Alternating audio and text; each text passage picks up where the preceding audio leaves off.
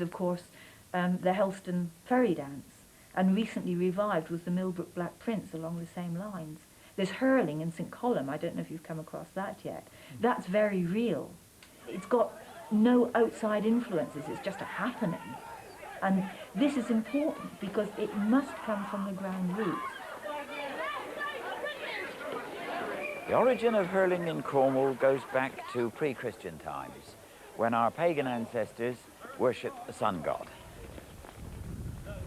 It's one of the great Celtic pagan ceremonies which has now come down through the centuries into a form of game instead of a pagan rite, possibly even with sacrificial overtones. It was once played totally throughout Cornwall. East Cornwall, West Cornwall, they had different codes of play, and it is said that some 50 gentlemen of Cornwall once hurled in Hyde Park in a demonstration before Lord Protector Cromwell. So that was quite that was a sort of an away game, I think.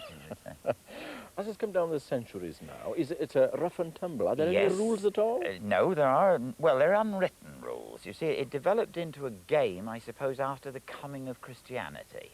Basically, it's more like aerial rugby, and you will notice as the game is played that there is no offside rule.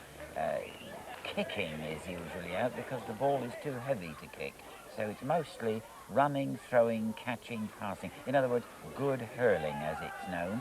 Well, it looks, you know, when you're watching it, to be pretty dangerous, is it? Oh yes, it is. But and I think probably as one who's been involved inside the game for a long time, it probably looks worse than it really is. If you keep your wits about you, keep your eye on the ball and all the other things, run fast, run in the right direction, never turn your back on the ball. That's a great dictum, I think. Then you will, you know, you can get away with it all right. But if you deliberately get in under every scrum, sooner or later you're going to get trodden on or knocked in some way or other.